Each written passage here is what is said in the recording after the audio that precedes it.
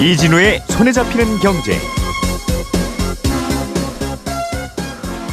안녕하십니까, 이진우입니다. 손에 잡히는 경제가 뽑은 오늘의 숫자는 1000명입니다.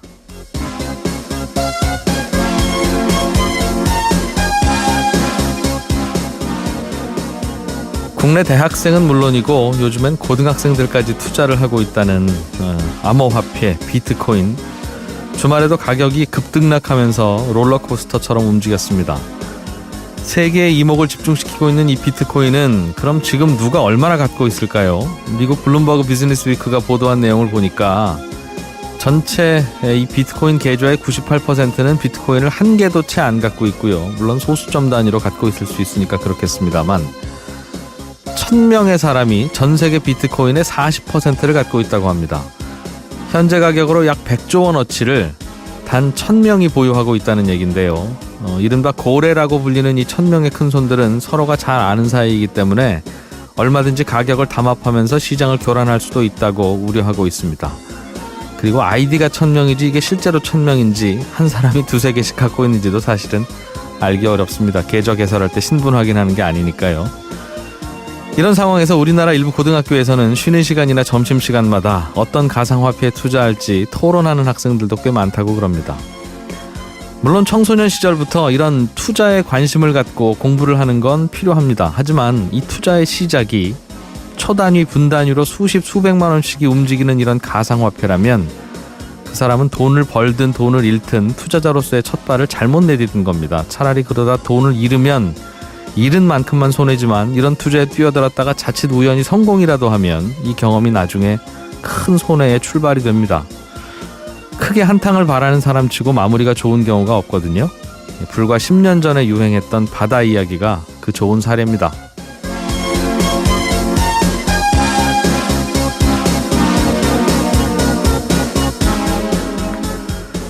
어떤 투자 자산의 가격 방향에 대해서 제가 이렇게 함부로 이야기하기 좀 조심스럽긴 합니다만 들여다볼수록 걱정이 돼서 그렇습니다. 미국 상품거래소에서 오늘부터 비트코인이 선물로 거래되기 시작했는데요. 자세한 내용은 잠시 후 뉴스 따라잡기 시간에 전해드리겠습니다. 전기자동차를 사면 함께 필요한 게 충전기죠. 해외에서 충전기를 직구하면 국내보다 더 싸게 구입할 수도 있다고 해서요. 이 내용도 자세하게 알아보겠습니다. 오늘 재테크 시간에는 원유나 금, 니켈 같은 원자재에 투자하는 법에 대해서 자세하게 알아보죠. 광고 잠깐 듣고 오늘 순서 시작하겠습니다.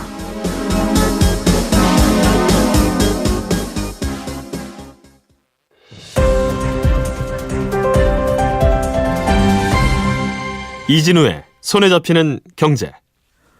경제 뉴스 따라잡기 시간입니다. 오늘은 평소에 경제 뉴스 전해주시던 김치현 기자가 휴가를 가셔서 오늘은 한국경제신문 정인설 기자와 함께하겠습니다. 어서 오십시오. 안녕하세요.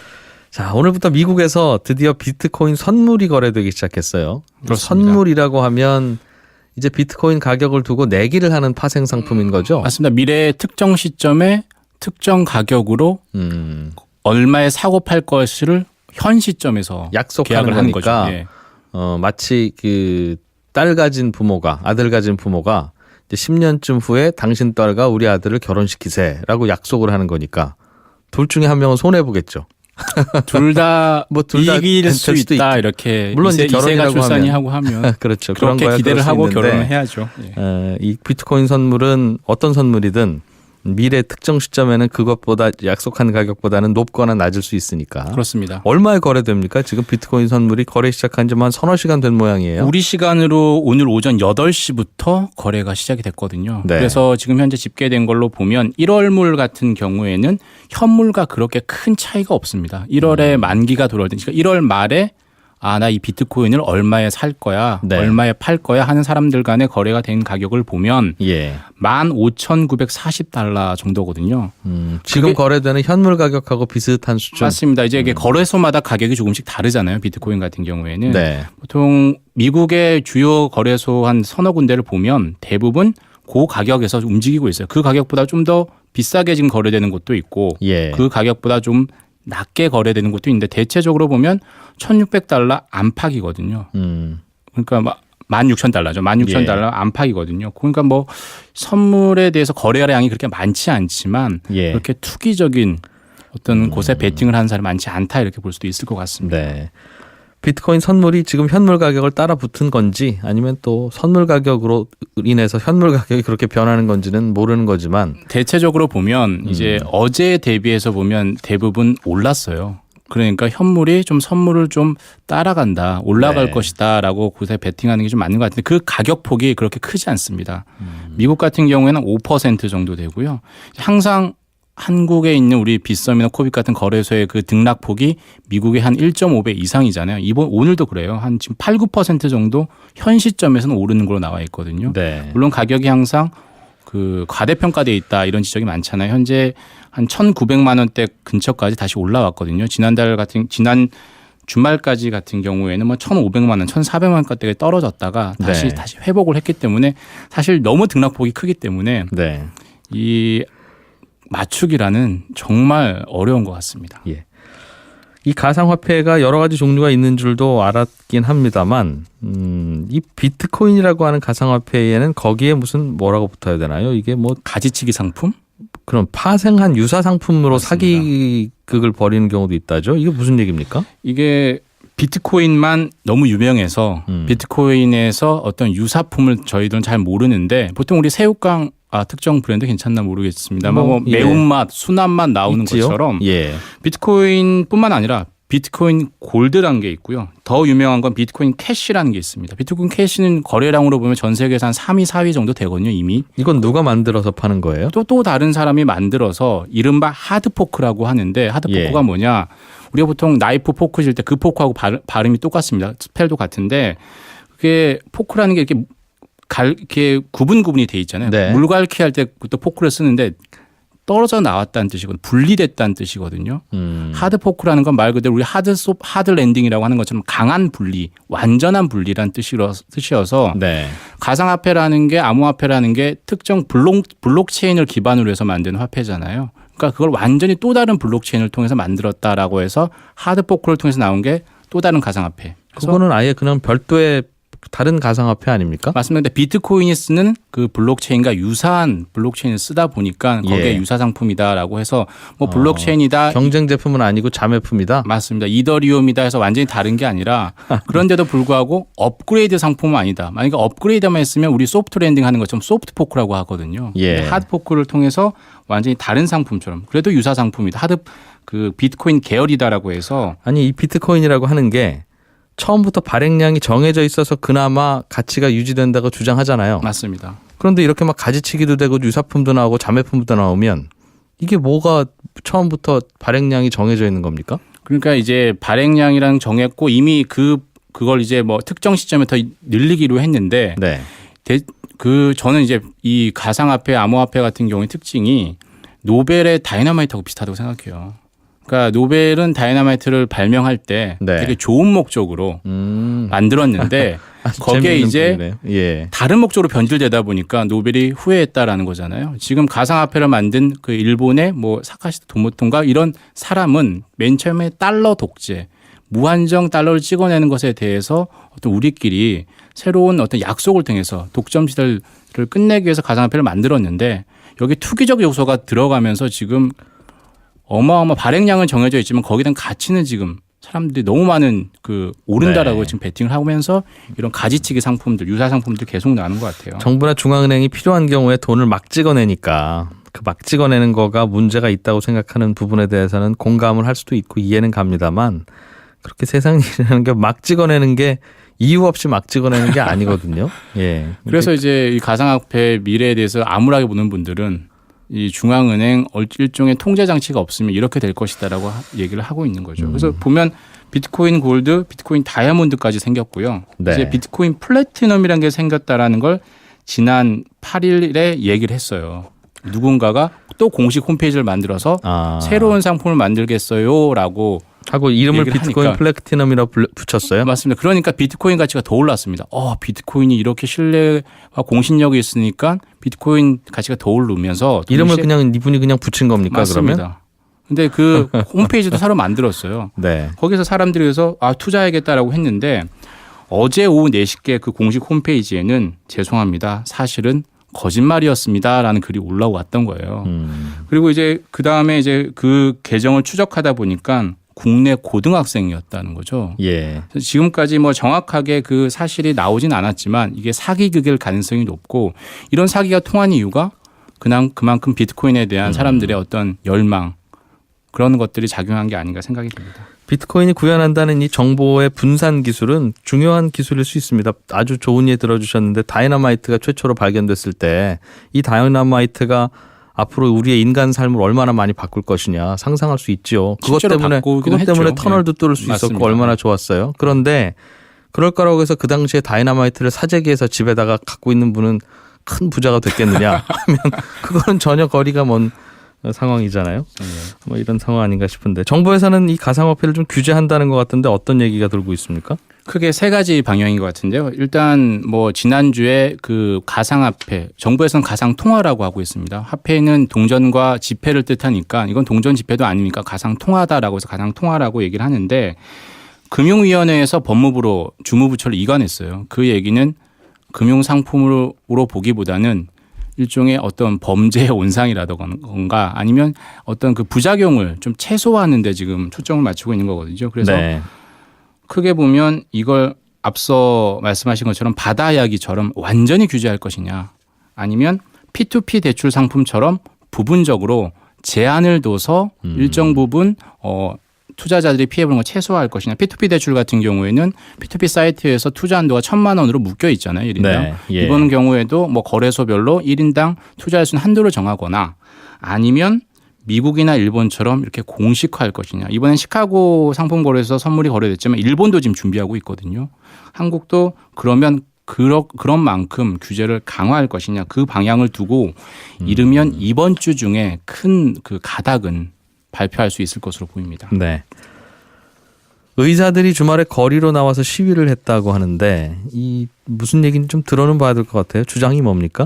의사들이 이제 거리로 나온 게 한 4년 만이라고 해요. 예전에 예. 그 원격 진료를 허용하느냐 마느냐를 두고 4년 전에 나왔다가 이제 4년 만에 나왔는데 뭐 경찰 추사는 뭐 10,000명이 안 된다라는 거고 의사협회 추사는 3만 명이 넘었다. 네. 항상 그 중간 정도가 될 텐데 이유는 문재인 케어입니다. 이제 문재인 케어는 이번 정부 들어서 가장 대표적인 게 의료보험의 가장 중요한 게 비급여라는 거잖아요. 보험 안 되는 부분을 맞습니다. 줄여서 맞습니다. 보험 되게 해주겠다는 거잖아요. 건강의료보험으로 보장되지 않는 이른바 비보장. 그래서 비급여라고 하는데 그걸 급여로 건강보험으로 보장하는 영역으로 바꾸겠다.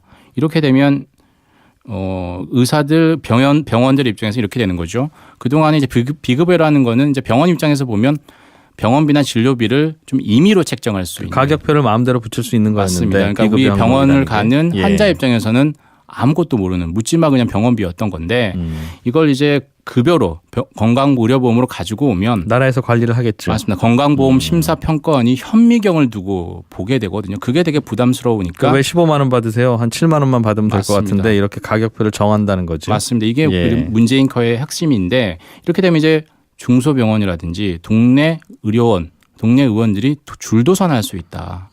그래서 의사들이 문재인 케어의 전면 반대, 전면 다시 생각을 해보자 해달라고 하면서 이제 병원을 알겠어요. 어떤 주장인지는 알겠는데 궁금한 게 있습니다. 예를 들면 의사의 어떤 처방이나 조치라고 하는 건 그걸 약을 사다가 먹이는 게 아닌 한 결국은 인건비잖아요. 그렇습니다. 그러니까 의사가 이렇게 메스로 이렇게 하고 주사를 이렇게 놨을 이런 처치를 하는 데 있어서 적정 가격이라는 걸 어떻게 정합니까? 제가 병원협회, 의사협회 대변인은 아니지만 네. 그게 그 비급여라고 하면 그걸 이제 막 고무줄처럼 정했던 그래서 거죠. 의사들 입장에서는 맞습니다. 이거에 대해서 왜 2만 원만 치느냐? 내 생각엔 한 10만 원 정도 가치가 있는 것 같다고 생각한다라고 하면 그 두 분은 하루 종일 토론을 해도 결과가 나오지 않지요. 이제 의사들마다 또 천차만별이고 네. 어떤 기준이나 어떤 진료 자체가 진찰 자체가 되게 큰 의미를 두니까 되게 큰 차이다라는 거고 그걸 이제 건강보험 심사평가원에서 일률적으로 정하는 건 문제다. 그 의원들 보는 주장은 거죠. 그거인 것 같고 맞습니다. 그렇다고 정해지지 않으면 고무줄처럼 뭐 얼마든지 받을 수 있는데 그게 딱 가격표처럼 뭐 주유소 가격처럼 저 똑같은 것이 저기 가면 더 쌉니다라는 걸 소비자가 안다면 가겠습니다만 휘발유는 어디 가도 비슷하지만 의사들의 처치라고 하는 건 또 똑같으리라는 보장이 없으니까. 그 부분에 이제 반대 논리는 그런 거죠. 의료 수가라는 게 턱없이 낮게 책정돼 있으니까 우리나라 같은 경우에는 그 어느 나라에 비교해서도 되게 의료비라는 게 되게 상당히 싼 비용으로 저렴한 비용으로 갈 수 있게 되잖아요. 그래서 과잉 진료다, 의료 쇼핑이다 이런 걸 남용할 수 있다 이런 얘기도 하는 거죠. 네. 예전에는 여가 활동이라고 하는 걸 주로 이제 뭐 영화를 본다든가 놀러 간다든가 하는 걸 주말에 하는 경우가 많았는데 요즘에는 평일에 하는 경우가 갑자기 늘고 있다고 그래요? 실제로 통계가 그렇게 나오고 있습니까? 맞습니다. 신한트렌드 연구소가 한번 봤더니 그 2015년 상반기하고 올해 상반기를 비교를 해봤더니 호텔, 영화관, 미술관 결제액이 주중에 했던 게 한 20% 이상 늘었고요. 네. 주말에는 오히려 줄거나 10% 정도밖에 안 늘었다는 거예요. 물론 카드 사용은 갈수록 늘으니까 당연히 느는 건 맞는데 예. 그 속도가 평일의 증가 속도가 훨씬 많다는 거고요. 그럼 정말 평일에 놀고 주말에는 정말 쉬나 보네요. 그러니까 얼마 전에 지난주 같은 경우는 뭐 신세계그룹에서 주 9시간도 아닌 7시간 근무를 하겠다라고 발표를 했었잖아요. 그런 것처럼 최근에 이제 워라벨, 워크 앤 라이프 밸런스를 얘기를 하는데 네. 여기서 저는 약간의 항상 저도 이제 이미 나이가 들다 보니까 연차가 차서 그런데 이 어디에 가치를 주냐에 따라 사람마다 생각이 다른 것 같아요. 일과 삶에 대해서. 맞습니다. 예. 저는 워라벨도 아니고 요즘에 많은 사람들은 라워벨인 것 같아요. 일보다 내 삶이 더 중요한 것 같다. 아니 물론 그거야 그렇죠. 내 삶을 잘 살기 위해서 일도 하는 거니까. 아, 그렇죠. 근데 이제 예. 휴가를 정할 때 네. 저는 그런 갈등을 한번 경험을 했어요. 보통 빨간 날에 겹쳐서 휴가를 잘 붙여서. 못 하잖아요. 분위기가 그런 분위기도 있죠. 예. 대부분 저는 그런 것 같아요. 근데 이게 젊은 연차이면 연차일수록 과감하게 쓰고 있다는 것 같아요. 그 이유는 저는 네. 그렇게 생각해요. 대학 정말 힘들게 들어왔으면 대학 와서 되게 즐기는 삶을 살잖아요. 회사에 정말 힘들게 들어왔으니까 예전과 생각이 많이 다르다 이런 생각이 듭니다. 대학은 본인이 등록금 내고 다니는 거니까 그런들 어쩌든 큰 관계는 없습니다만 회사에서 월급 주는 사람이 따로 있으니 충돌이 있을 수는 있겠네요.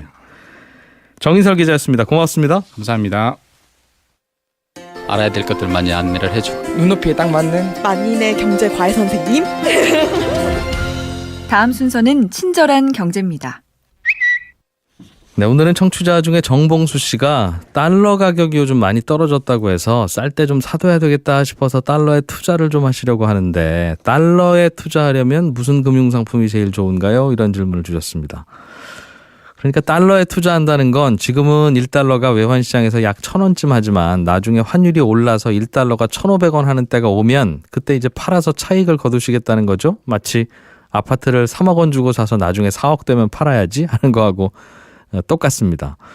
그런데 아파트야 뭐 동네 부동산 중개업소를 통해서 싸게 나오는 매물 잘 찾으면 되는데 미국 달러는 글쎄요 뭐 중개업소가 있는 것도 아니고 인터넷에 매물이 있는 것도 아니고 달러 가격이 오를 것 같으면 어떻게 투자하는 게 좋은가 이게 궁금하신 건데요.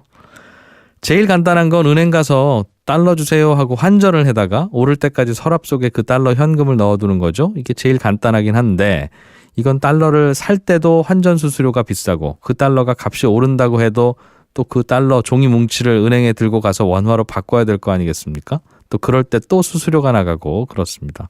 아무리 수수료가 적게 나가도 사고 팔 때 각각 1, 2% 정도는 수수료를 떼니까 이게 좋은 투자법은 아니고요. 저희가 예전에 방송에서 전문가 인터뷰를 통해서 권해드렸던 방법은 달러 RP라는 겁니다. 이 증권사에 가면 판매하는데 이 RP라는 건 뭐냐면 증권사가 손님한테 돈을 빌리는 겁니다.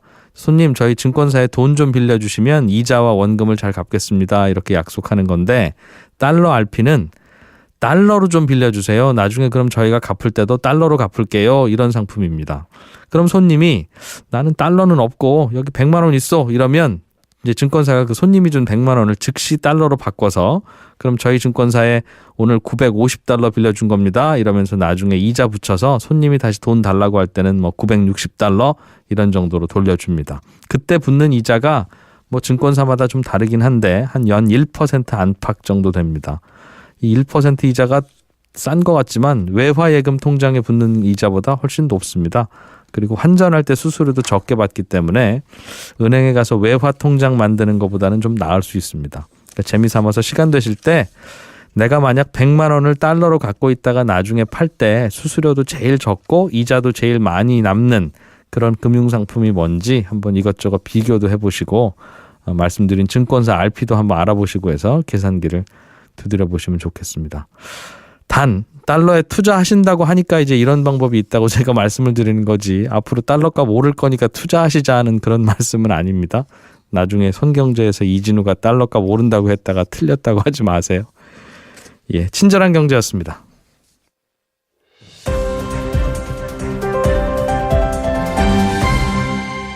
경제를 생각하는 사람들의 즐거운 습관. 이진우의 손에 잡히는 경제. 네, 월요일 재테크 공부하는 시간입니다. 오늘도 행복자산관리연구소 김현우 소장 나오셨어요. 어서 오십시오. 네, 안녕하세요. 재테크 공부하는 시간을 네. 저희가 왜 월요일 날 넣었는지 아세요? 너무 어려워서 그나마 토요일, 일요일 좀 쉰 머리로 맑은 머리로 배워보면 좀 나을까 싶어서. 보통 근데 월요일 아침은 몽롱해지지 않나요? 예, 그런 부작용도 좀 있더군요. 예. 오늘 배울 거는 원자재에 투자하는 방법인데요. 네. 원자재라고 하면 구리, 원유, 뭐 금, 철광석 뭐 이런 네. 것들일 텐데 이것도 가격이 오르내리니까. 그렇죠. 이거 좀 투자하면 좋겠는데 네. 방법은 구리라고 하면 구리를 사다가 앞마당에 묻어놓을 수도 없고 앞마당이 좁으니 어떻게 하면 좋겠나 이제 이런 고민인 거예요. 네, 맞습니다. 실제로 사서 묻어 놓으시는 방법도 있어요. 보통 우리가 하시는 투자 중에 금 있죠. 네. 금 같은 경우에는 직접 사서 혹은 뭐 돌반지 이런 거 안 팔고 두셨다가 나중에 조금 가격이 올랐을 때 팔거나 이렇게 투자의 목적으로 사 모으시는 분들 계신데 네. 단점은 지금 말씀하신 것처럼 금 외에는 뭐 구리나 원유를 집에 다 둘 수도 없고요. 또 금 같은 경우에도 살 때 부가세라든가 이런 별도 세금과 비용이 또 발생을 할 수가 있죠. 그래서 보통 이런 원자재에 투자한다라고 한다면은 금융상품을 통해서 간접적으로 투자하는 방법이 가장 일반적인데요. 이런 네. 금융상품에 투자하는 방법도 뭐 펀드도 있고 ETF, ETN 되게 여러 가지가 있습니다. 간접적으로 투자한다고 하니까 내가 직접 사는 건 아니고 그렇죠. 누군가가 자기 앞마당에 커다랗게 구멍 파고 네. 거기에 구리든 철광석이든 진짜 사다 묻어두고 네, 나는 그 사람의 앞마당에 투자하는 거꾸로 네 그렇게 보시면 간접적으로 그런 예. 얘기죠. 예. 상품이 예를 들면 어떤 게 있어요, 그럼? 일단 여러 가지가 있는데 가장 우리가 보편적이고 쉽게 투자할 수 있는 방법은 ETF로 투자하는 방법이 있습니다. ETF. 네. 뭐 금이 싸다 그래서 금을 사 모으고 싶다라고 한다면 금과 관련된 ETF. 뭐 구리에 투자하고 싶다라고 한다면 구리에 관련된 ETF 이렇게 사 모으시면 되는데 그럼 금 ETF는 네. 금이 10% 오르면 금 ETF라는 상품도 10% 올라요? 그렇습니다. 그런데 이게 뭐 현물도 있고 선물도 있기 때문에 가격의 차이가 조금 있긴 하지만 일단은 일반적으로 우리가 그냥 편하게 이해하기에는 금의 가격과 동일하게 움직인다.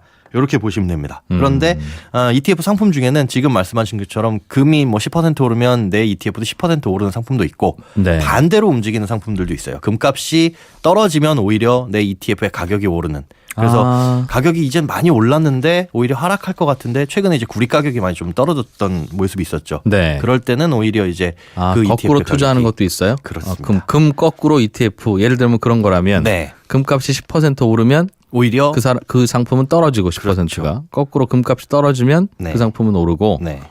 ETF라는 게 있군요. 네. ETF 상품을 지금 보니까요. 종목이 원자재 투자하는 건 한 12개 종목이 있고요. 네. 투자하는 대상을 보니까 기초자산이 원유, 금, 은, 구리, 금속, 농산물 해가지고 다 6개 있긴 정도. 있네요. 예, 그 정도가 있습니다. 그럼 예를 들어서 금 ETF를 샀다가 네. 금값이 많이 올랐어요. 한 네. 30% 올랐다고 쳐요. 예. 그럼 난 요 정도에서 그만 투자 수익을 챙겨야 되겠다 싶으면 네. 펀드 해지하듯이 예. ETF 가입한 데 가서 나 이거 오늘 깨주쇼. 그러면 해지되는 거예요? 요 ETF가요. 펀드의 한 종류이긴 하지만 실제로 네. 우리가 투자하는 방식은 주식 거래와 동일합니다. 그러니까 주식을 사고 파는 것처럼 즉 ETF가 펀드의 일종이긴 하나 이 자산운용사에서 그 돈을 모아가지고 그 기초자산 투자하긴 하지만 실제로 우리 눈에 보이는 건 그게 주식시장에 상장돼서 거래되는 거예요? 예, 가격이 움직이기 때문에 그럼 그냥 주식 팔듯이 내다 팔면 되는 그렇습니다. 거네요. 매도를 프로그램 하나 걸어놓으면, 깔고. 네. 그 말은 혹시 그럼 내가 팔려고 하는데 네. 살려는 사람이 그날 없거나 네. 거래량이 별로 없는 ETF의 경우엔 예. 그렇다고 안 팔 수는 없고 그렇죠. 팔려니 사겠다는 사람은 없고 내놨더니 안 팔리고 그럴 그럴 수는 문제가 없어요? 있을 수도 있는데 네. 보통 일반적으로 상장되는 ETF는 유동성 공급자라는 안정장치가 있어서 웬만한 물량 정도면 팔려고 내놓더라도 해당 네. 자산운용사에서 그 물량을 흡수하고 이렇게 돼 있기 때문에 그거는 크게 걱정은 안 하셔도 돼요. 그래도 그렇게 사고 파는 과정에서 좀 손해 볼 수는 있겠어요. 우리 아파트나 뭐 연립이나 빌라도 네. 유명하지 않은 것들은 급하게 내놓으려고 하면 싸게 팔아야지 팔리고 안 그러면 손님도 없고 하는 경우가 있잖아요. 네. ETF도 비슷하네요. 비슷하긴 한데 이것도 ETF 안에 좀 구조적으로 만져놓긴 했는데 나브라고 해가지고 네. 해당 가격을 쫓아가도록 자산운용사에서는 그 안에를 설계를 해놨기 때문에 금값이 지금 뭐 한 5% 정도 올랐는데 이 수준에서 크게 변동되게 많이 올려놓거나 이러면 당연히 팔리지도 않고요. 네. 많이 떨어뜨리게 놔도 그건 이제 가격이 조정이 됩니다. 알겠습니다. 그러면 수수료야 당연히 이런 거 할 때 증권사 수수료처럼 낼 테니까 예. 낸다고 치고 예. 있죠 그것도? 내부에 수수료도? 녹아있기 때문에 별도로 수수료를 낸다라고 보시면 안 되고요. 예. 그냥 주식 거래하는 것과 동일하다. 해당 증권사에서 주식 매매할 때 수수료를 얼마나 받는지. 근데 네. 대부분의 ETF 상품은 요즘에 그 수수료 면제나 이런 조건들이 많아가지고 예. 거의 수수료의 부담은 없다라고 생각을 하시면 됩니다. 그래요? 그럼 이 친구들은 뭘 먹고 삽니까? 수수료를 안 걷어가면. 그 내부에 이미 다 녹아있다. 녹아 있다는 네. 건 따로 걷지는 않지만 맞습니다. 그럼요. 있기는 그렇죠. 있다 이렇게 보시면 돼요. 우리가 가게에서 빵 한 봉지 사면 저 빵값은 얼마고 저 마진 따라 주십시오 안 하잖아요. 그렇죠. 그 안에 녹아 있지. 네. 예, 그 말이네요. 예. 세금은 어떻습니까? 세금은요. 국내 우리가 주식을 거래를 할 때는 사실은 세금이 없지 않습니까? 그런데 요 ETF 같은 경우에는 원자재나 아니면 해외 투자하는 상품이 대부분이기 때문에 15.4%의 세금을 별도로 냅니다. 이제 차익에 대해서 내는 차익에 거죠. 대해서? 예, 차익에 대해서 내는 거고. 이게 배당이나 이자 소득이라고 생각하고 떼는군요. 그러니까. 예, 그렇게 보시면 되죠. 그리고 이 여기서 발생한 소득이 차익이 연간 2천만 원을 넘어서게 되면 이것도 네. 금융소득 종합과세 대상이 되고요. 그런데 미국 시장에 상장돼 있는 ETF를 투자를 할 수도 있어요. 우리가 네. 뭐 미국 주식을 뭐 구글 주식, 페이스북 이런 주식을 직접 사듯이 미국 이 시장에 상장된 주식을 직접 사게 되면 요거는 ETF라고 하더라도 해외 주식 거래한 것처럼 인정이 돼서 요건 이제 별도로 22% 정도 양도소득세. 양도세를 문다. 그렇습니다. 세율이 좀 다르네요. 예. 그럼 똑같은 예를 들면 금 ETF라고 하면 네. 우리나라에 상장돼 있는 금 ETF도 있을 것이고 그렇죠. 어차피 금값 따라가니까 네. 미국인들도 금값 따라가는 ETF 필요할 테니까 미국 시장에도 있을 거 아니겠습니까? 그렇죠. 그럼 굳이 미국 시장 거 투자할 이유는 없네요. 이유가 몇 가지가 있기는 한데요. 있어요? 예. 예. 이게 분리과세되기 때문에 네. 요거는 이제 금융소득 종합과세 대상이 되시는 분들이 조금 분산할 수 있는. 그러니까 국내 시장에 했다가 해외에 이게 2천만 원 초과할 것 같다. 수익이 그러면 이제 해외 분산할 수도 있고 또 한 가지는 미국에 상장돼 있는 ETF 같은 경우에는 레버리지가 한 2배, 3배까지도 걸려 있는 상품들이 있습니다. 네. 그러니까 금값이 10% 오르면 이 ETF는 2배 20% 오르거나 그런 3배인 거에 30% 투자하고 오르거나. 싶으려면 예. 저 미국산 ETF를 사는 수밖에 없다. 그렇습니다. 알겠습니다. 뭘 또 좀 고민하고 알아야 됩니까? 이거 해보려면? ETF 말고도 이제 ETN이라는 상품도 있는데요. ETF와 네. 동일하다, 비슷하다라고 보시면 되는데 보통 이제 ETN은 아까 말씀하신 거래량이 조금 더 딸리는 경우가 많습니다. ETF에 비해서? 예. 그럼에도 불구하고 ETN을 투자하는 장점이 있으니까 설명해 그렇죠. 주시겠죠? ETF보다는 종목이 다양합니다. 아까 말씀드린 그 6가지 뭐 금, 은, 구리, 금속, 농산물 이런 거 말고도 네. 니켈도 있고 뭐 아연도 있고 이렇기 때문에 예를 들면 나 코발트라고 하는 게 네. 요즘 뭐 배터리의 원료인데 네, 이거 네. 귀해져서 가격 많이 오른다더라. 네. 혹시 여기 투자할 거 없나 그러면 ETF는 없는데 ETF는 없고. 그런데 ETN에도 이건 없습니다. 이거는 이제 다시 말씀을 드릴 텐데 네. 그런 경우에 이제 ETN에서 좀 찾아보시면은 조금 더 종목을 넓힐 수가 있어요. 네. 그런데 이 ETN 같은 경우에는 만기가 있기 때문에 1년에서 보통 한 20년까지 다양합니다. 그래서 내가 투자하려는 이 ETN이 하필이면 내년 뭐 2월에 만기야. 여길 투자했다가는 2월쯤 되면 수익이 나건 안 나건 간에 그냥 그 돈 빼야 돼요? 예, 무조건 이제 매도 처리가 됩니다. 뭐 그냥 팔고 또 그럼 다른 ETN 찾죠 뭐. 네. 그런데 뭐 장기 투자하려고 생각을 하셨다가 갖고 계신 분들은 거기에서 손해가 발생을 할 수도 있고요. 또 한 가지는 ETN은 이제 증권사의 신용으로 발행되는 거기 때문에 네. 해당 증권사가 망하게 되면 즉 부도가 나면 돌려받을 수 없다. 그 돈을 원금 손실의 이 위험성도 기초자산 가치의 움직임 외에 신용의 네. 위험 때문에 발생할 수도 있다. 그러니까 증권사가 그래요? 망하면 못 받습니다라는 정도는 알고 계셔야 되죠. 잠깐만요. 근데 우리 증권사에 투자하는 상품들은 네. ETN 말고도 네.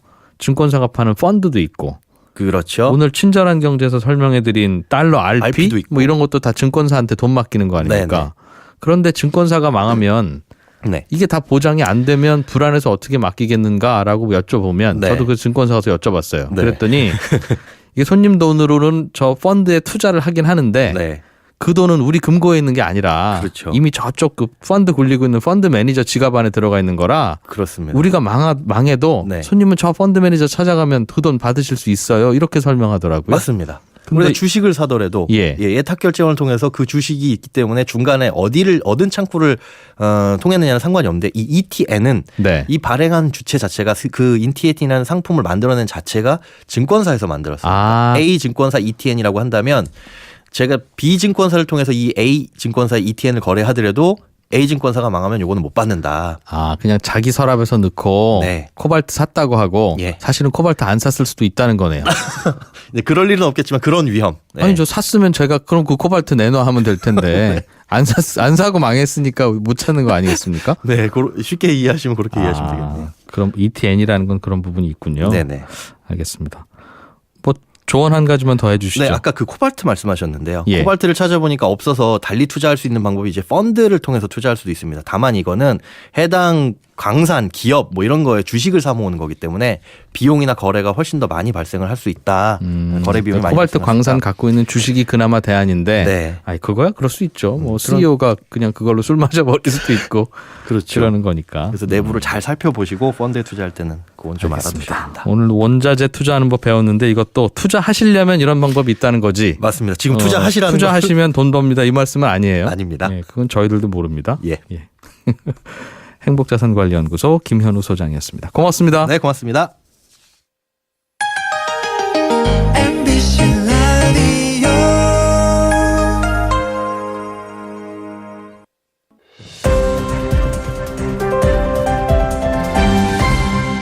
이진우의 손에 잡히는 경제. 오토타임즈 권영주 자동차 전문 기자와 함께 자동차 이야기 들어보겠습니다. 어서 오십시오. 네, 안녕하세요. 지난 시간에 네. 겨울용 타이어, 그러니까 스노우 타이어에 대해서 설명을 해주셨는데 네. 저도 듣다가 이렇게 설명하셨는지를 모르고 지나갔는데 청취자 한 분께서 겨울용 타이어는 영하 7도 이하로 내려가면 이제 성능을 발휘하니까 그때 쓰셔라라고 권 기자가 말씀하셨는데 네. 영하 7도가 아니라 영상 7도다라고 네. 지적을 해주셨어요. 이분 네. 아마 타이어 전문가이신 모양입니다. 지적을 겸허하게 받아들입니다. 그러니까 영상 7도가 맞는 거예요. 제가 착각하셨거나 예, 말씀을 잘못하신 해가지고 거죠. 말씀드렸는데 일단 네, 정정을 좀 해드리고요. 보통 영상 7도에서 성능 저하가 시작돼서 보통 타이어는 네, 영하 7도까지 계속 떨어진다 이런 얘기고요. 그럼 이제 이게 왜 떨어지냐? 보통 타이어에서 중요한 게 고무 성분인데 이제 타이어도 기온이 내려가면 영향을 받아서 고무가 좀 딱딱해집니다. 그렇겠죠. 그러면 제동력이 좀 떨어지고 아무래도 그런 문제가 있겠죠. 그래서 겨울용에는 실리카라는 소재가 많이 들어갑니다. 아 말랑말랑해요. 그렇죠. 겨울용 우리가 타이어는. 보통 실리카를 어디 생각하냐면 지우개. 예. 지우개가 말랑말랑하면 잘 지워지잖아요. 그걸 생각하시면 됩니다. 아 조금 말랑말랑한 타이어군요. 그렇죠. 그래서 이런 현상이 좀 덜하다는 얘기고요. 그리고 또 다른 청취자분께서 사륜구동이라도 겨울용 타이어가 없으면 언덕 올라갈 때 겨울용 타이어 장착한 후륜이나 전륜보다 못하다. 이런 의견도 주셨는데 네. 충분히 그럴 수 있습니다. 하지만 이건 어디까지나 그 도로 상황에 따라 달라진다는 거고요. 제가 말씀드린 거는 동일한 조건일 때 네. 겨울용 타이어를 최소 장착한다면 어떤 구동 방식부터 장착해야 되는지 이제 말씀드린 거니까 이제 오해는 알겠어요. 없으시길 바라겠습니다. 그러면 겨울용 타이어는 말랑말랑하니까 추워도 도로에 밀착이 잘 됩니다 하는 건 그렇죠. 이해가 되는데 직관적으로 이해가 돼요. 네. 그럼 다 그냥 겨울용 타이어로 만들죠. 네. 단점은 뭐예요? 굳이 제가 사계절을 지난주에도 다 말씀드린 것처럼 단점은 빙판이 아닌 경우에 네. 여름에 밀착력이 뛰어나서 예.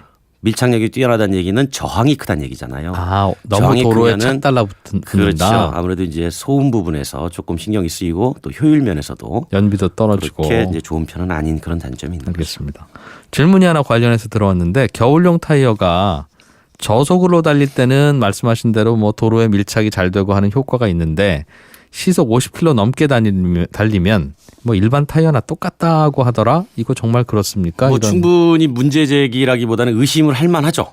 왜 그러냐면 보통 겨울용 타이어 시험에 대한 데이터들이 많이 나오잖아요. 네.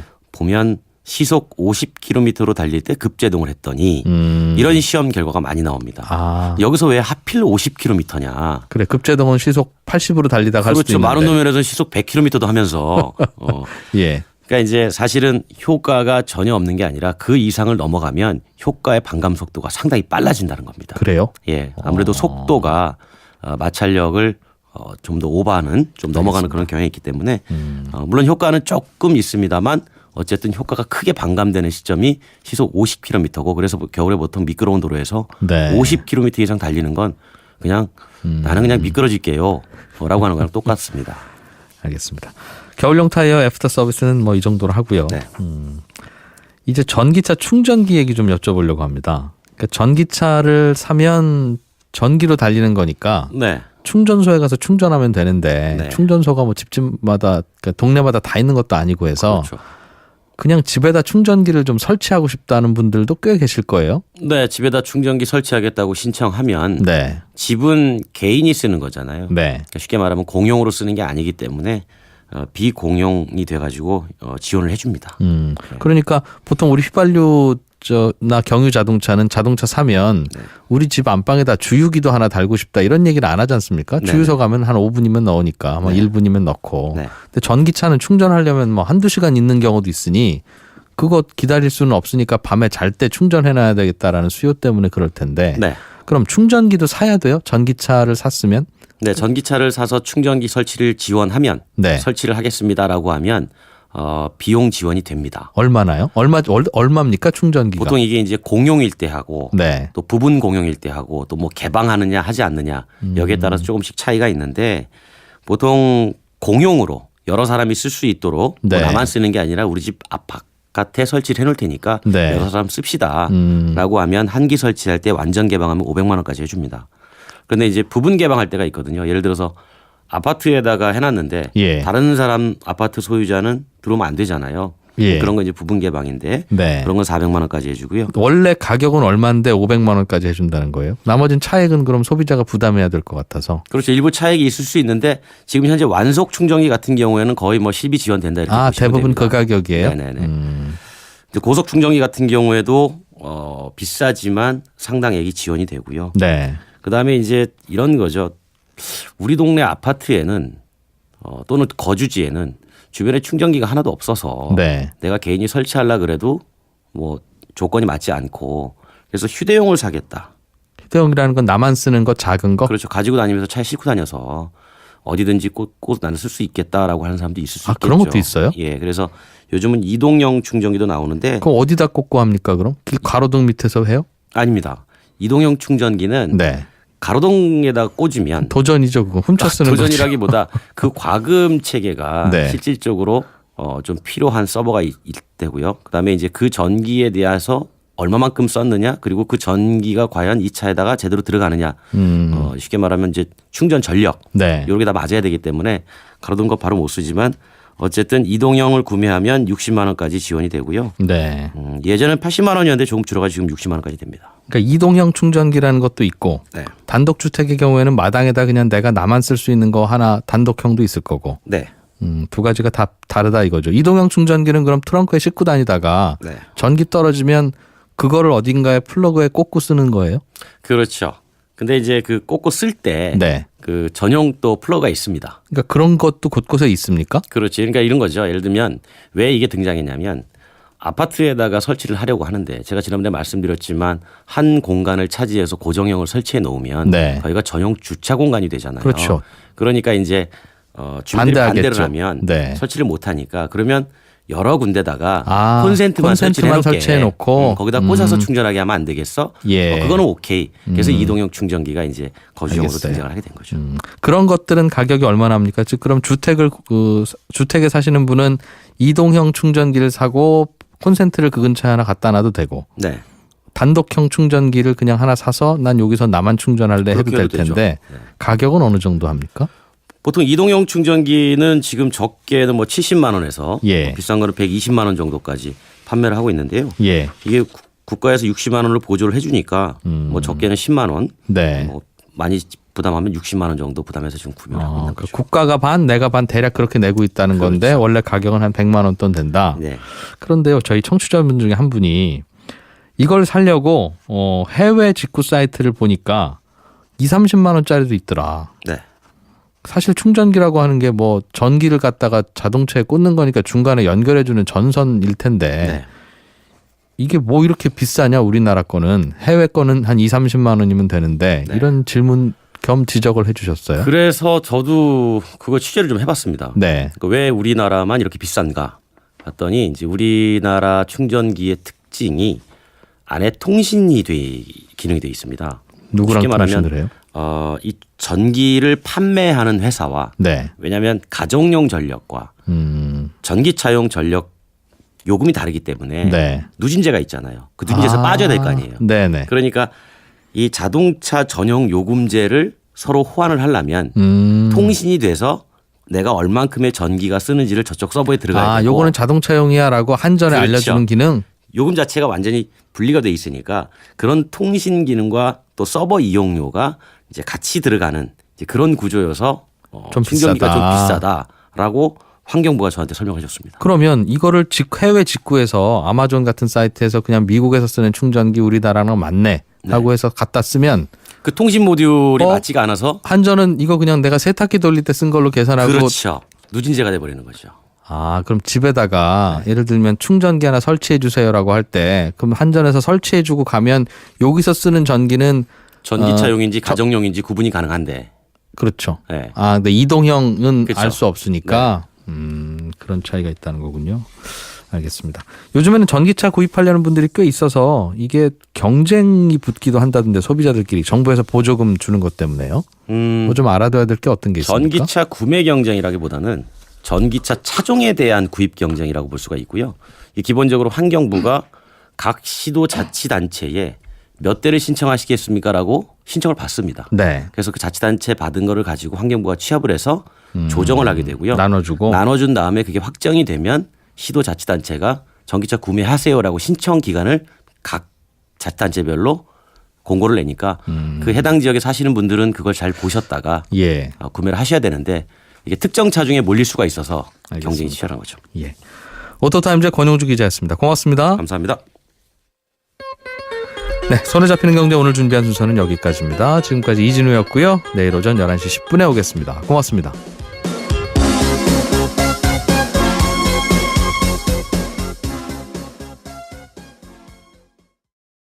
정해져 있지만 거기에 대한 가치는 지금 사람들이 너무 많은 오른다라고 지금 베팅을 하면서 이런 가지치기 상품들, 유사 상품들 계속 나오는 것 같아요. 정부나 중앙은행이 필요한 경우에 돈을 막 찍어내니까 그 막 찍어내는 거가 문제가 있다고 생각하는 부분에 대해서는 공감을 할 수도 있고 이해는 갑니다만 그렇게 세상 일이라는 게 막 찍어내는 게 이유 없이 막 찍어내는 게 아니거든요. 예. 그래서 이제 이 가상화폐 미래에 대해서 암울하게 보는 분들은 이 중앙은행 일종의 통제 장치가 없으면 이렇게 될 것이다라고 얘기를 하고 있는 거죠. 그래서 보면 비트코인 골드, 비트코인 다이아몬드까지 생겼고요. 네. 이제 비트코인 플래티넘이라는 게 생겼다라는 걸 지난 8일에 얘기를 했어요.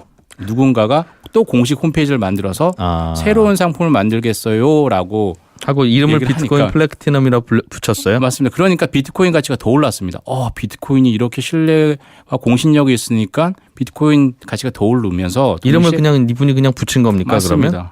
근데 그 홈페이지도 새로 만들었어요. 네. 거기서 사람들이 그래서 투자해야겠다라고 했는데 어제 오후 4시께 그 공식 홈페이지에는 죄송합니다. 사실은 거짓말이었습니다라는 글이 올라왔던 거예요. 그리고 이제 그 다음에 이제 그 계정을 추적하다 보니까 국내 고등학생이었다는 거죠. 예. 지금까지 뭐 정확하게 그 사실이 나오진 않았지만 이게 사기극일 가능성이 높고 이런 사기가 통한 이유가 그만큼 비트코인에 대한 사람들의 어떤 열망 그런 것들이 작용한 게 아닌가 생각이 듭니다. 비트코인이 구현한다는 이 정보의 분산 기술은 중요한 기술일 수 있습니다. 아주 좋은 예 들어주셨는데 다이너마이트가 최초로 발견됐을 때 이 다이너마이트가 앞으로 우리의 인간 삶을 얼마나 많이 바꿀 것이냐 상상할 수 있죠. 그것 때문에 터널도 뚫을 수 맞습니다. 있었고 얼마나 좋았어요. 그런데 그럴 거라고 해서 그 당시에 다이너마이트를 사재기해서 집에다가 갖고 있는 분은 큰 부자가 됐겠느냐 하면 그거는 전혀 거리가 먼 상황이잖아요. 뭐 이런 상황 아닌가 싶은데 정부에서는 이 가상화폐를 좀 규제한다는 것 같은데 어떤 얘기가 돌고 있습니까? 크게 3가지 방향인 것 같은데요. 일단 뭐 지난주에 그 가상화폐 정부에서는 가상통화라고 하고 있습니다. 화폐는 동전과 지폐를 뜻하니까 이건 동전 지폐도 아니니까 가상통화다라고 해서 가상통화라고 얘기를 하는데 금융위원회에서 법무부로 주무부처를 이관했어요. 그 얘기는 금융상품으로 보기보다는 일종의 어떤 범죄의 온상이라던가 아니면 어떤 그 부작용을 좀 최소화하는 데 지금 초점을 맞추고 있는 거거든요. 그래서 크게 보면 이걸 앞서 말씀하신 것처럼 바다 이야기처럼 완전히 규제할 것이냐 아니면 P2P 대출 상품처럼 부분적으로 제한을 둬서 일정 부분 투자자들이 피해보는 걸 최소화할 것이냐. P2P 대출 같은 경우에는 P2P 사이트에서 투자 한도가 1,000만 원으로 묶여 있잖아요. 1인당. 네. 예. 이번 경우에도 뭐 거래소별로 1인당 투자할 수 있는 한도를 정하거나 아니면 미국이나 일본처럼 이렇게 공식화할 것이냐. 이번엔 시카고 상품거래소 선물이 거래됐지만 일본도 지금 준비하고 있거든요. 한국도 그러면 그런 만큼 규제를 강화할 것이냐. 그 방향을 두고 이르면 이번 주 중에 큰 그 가닥은 발표할 수 있을 것으로 보입니다. 네. 의사들이 주말에 거리로 나와서 시위를 했다고 하는데 이 무슨 얘기인지 좀 들어는 봐야 될 것 같아요. 주장이 뭡니까? 의사들이 이제 거리로 나온 게 한 4년 만이라고 해요. 예전에 예. 그 원격 진료를 허용하느냐 마느냐를 두고 4년 전에 나왔다가 이제 4년 만에 나왔는데 뭐 경찰 추사는 뭐 10,000명이 안 된다라는 거고 의사협회 추사는 3만 명이 넘었다. 네. 항상 그 중간 정도가 될 텐데 이유는 문재인 케어입니다. 이제 문재인 케어는 이번 정부 들어서 가장 대표적인 게 의료보험의 가장 중요한 게 비급여라는 거잖아요. 보험 안 되는 부분을 맞습니다. 줄여서 맞습니다. 보험 되게 해주겠다는 거잖아요. 건강의료보험으로 보장되지 않는 이른바 비보장. 그래서 비급여라고 하는데 그걸 급여로 건강보험으로 보장하는 영역으로 바꾸겠다.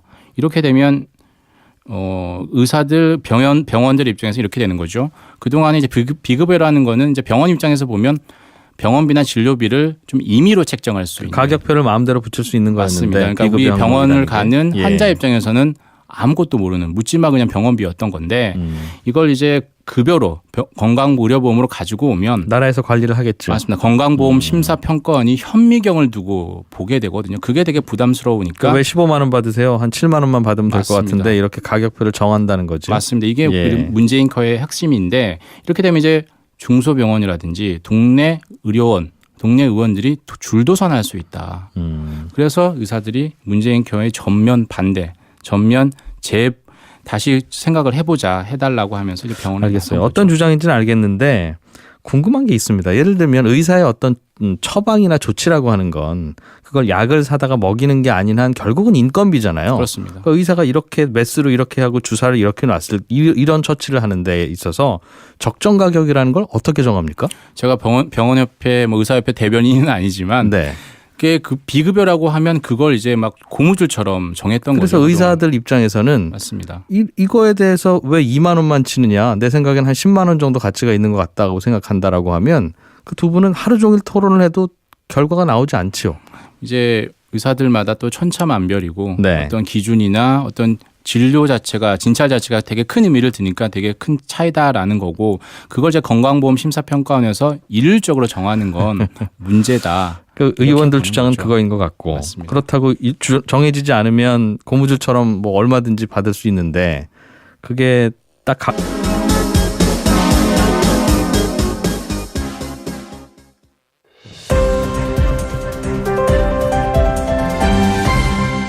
이진우의 손에 잡히는 경제. 예, 경제 뉴스 따라잡기 시간입니다. 오늘은 평소에 경제 뉴스 전해주시던 김치현 기자가 휴가를 가셔서 오늘은 한국경제신문 정인설 기자와 함께하겠습니다. 어서 오십시오. 안녕하세요. 자, 오늘부터 미국에서 드디어 비트코인 선물이 거래되기 시작했어요. 그렇습니다. 선물이라고 하면 이제 비트코인 가격을 두고 내기를 하는 파생 상품인 거죠. 맞습니다. 미래의 특정 시점에 특정 가격으로 얼마에 사고 팔 것을 현 시점에서 약속하는 계약을 하는 거니까 거죠. 예. 마치 그 딸 가진 부모가 아들 가진 부모가 이제 10년쯤 후에 당신 딸과 우리 아들을 결혼시키세라고 약속을 하는 거니까 둘 중에 한 명은 손해 보겠죠.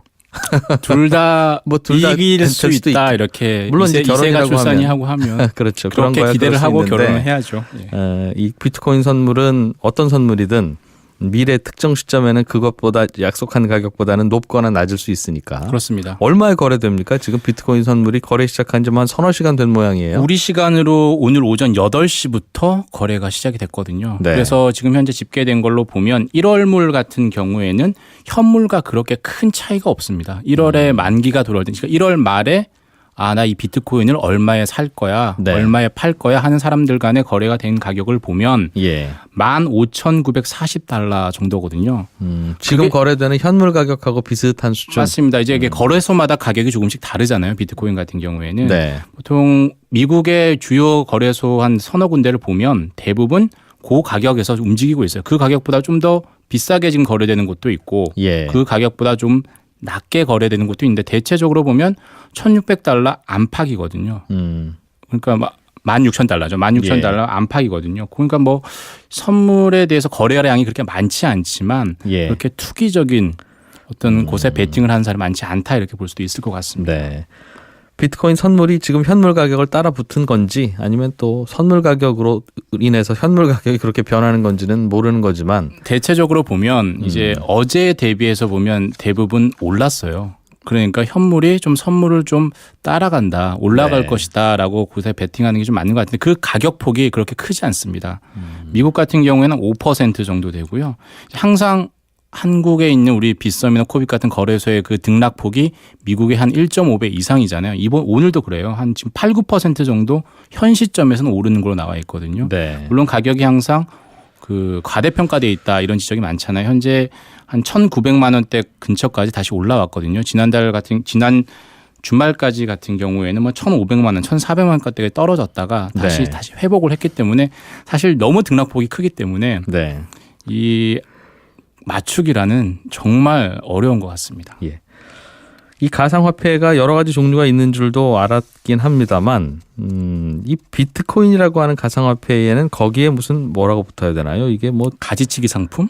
그럼 파생한 유사 상품으로 맞습니다. 사기극을 벌이는 경우도 있다죠. 이게 무슨 얘기입니까? 이게 비트코인만 너무 유명해서 비트코인에서 어떤 유사품을 저희들은 잘 모르는데 보통 우리 새우깡 특정 브랜드 괜찮나 모르겠습니다만 뭐 매운맛, 순한 맛 나오는 있지요? 것처럼 비트코인뿐만 아니라 비트코인 골드라는 게 있고요. 더 유명한 건 비트코인 캐시라는 게 있습니다. 비트코인 캐시는 거래량으로 보면 전 세계에서 한 3위, 4위 정도 되거든요. 이미. 이건 누가 만들어서 파는 거예요? 또 다른 사람이 만들어서 이른바 하드포크라고 하는데 하드포크가 뭐냐.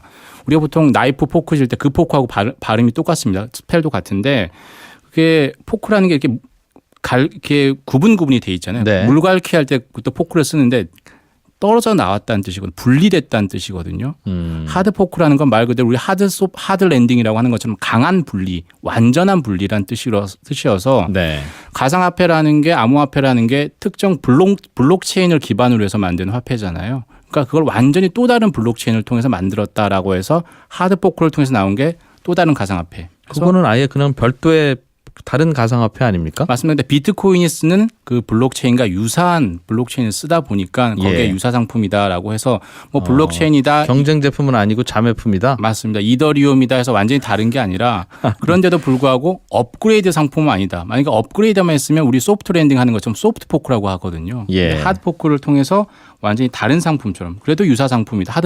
그 비트코인 계열이다라고 해서 아니 이 비트코인이라고 하는 게 처음부터 발행량이 정해져 있어서 그나마 가치가 유지된다고 주장하잖아요. 맞습니다. 그런데 이렇게 막 가지치기도 되고 유사품도 나오고 자매품도 나오면 이게 뭐가 처음부터 발행량이 정해져 있는 겁니까? 그러니까 이제 발행량이랑 정했고 이미 그걸 이제 뭐 특정 시점에 더 늘리기로 했는데 저는 이제 이 가상화폐, 암호화폐 같은 경우의 특징이 노벨의 다이너마이트하고 비슷하다고 생각해요. 그러니까 노벨은 다이너마이트를 발명할 때 되게 좋은 목적으로 만들었는데 거기에 이제 다른 목적으로 변질되다 보니까 노벨이 후회했다라는 거잖아요. 지금 가상화폐를 만든 그 일본의 뭐 사카시 도모토인가 이런 사람은 맨 처음에 달러 독재, 무한정 달러를 찍어내는 것에 대해서 어떤 우리끼리 새로운 어떤 약속을 통해서 독점 시대를 끝내기 위해서 가상화폐를 만들었는데 여기 투기적 요소가 들어가면서 지금 어마어마 발행량을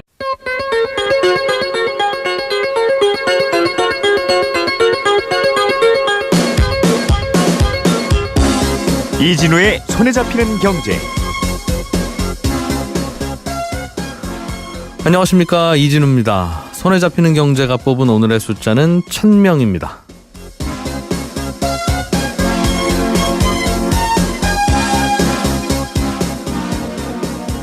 국내 대학생은 물론이고 요즘엔 고등학생들까지 투자를 하고 있다는 암호화폐 비트코인. 주말에도 가격이 급등락하면서 롤러코스터처럼 움직였습니다.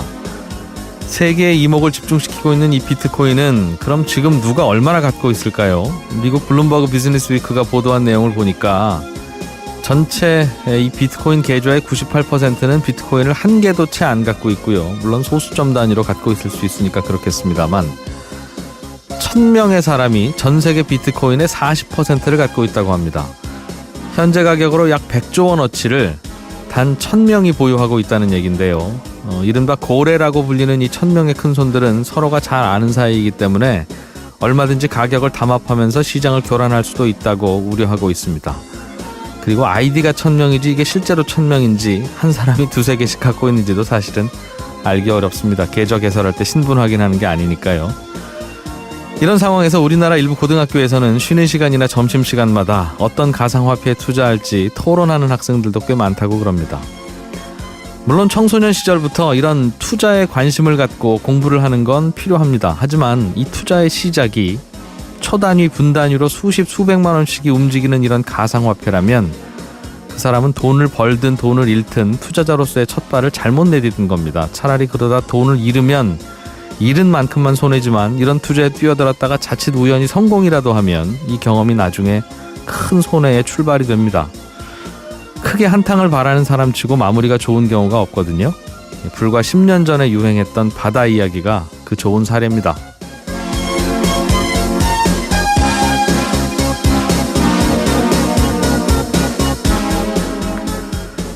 어떤 투자 자산의 가격 방향에 대해서 제가 이렇게 함부로 이야기하기 좀 조심스럽긴 합니다만 들여다볼수록 걱정이 돼서 그렇습니다. 미국 상품거래소에서 오늘부터 비트코인이 선물로 거래되기 시작했는데요. 자세한 내용은 잠시 후 뉴스 따라잡기 시간에 전해드리겠습니다. 전기 자동차를 사면 함께 필요한 게 충전기죠. 해외에서 충전기를 직구하면 국내보다 더 싸게 구입할 수도 있다고 해서요. 이 내용도 자세하게 알아보겠습니다. 오늘 재테크 시간에는 원유나 금, 니켈 같은 원자재에 투자하는 법에 대해서 자세하게 알아보죠. 광고 잠깐 듣고 오늘 순서 시작하겠습니다.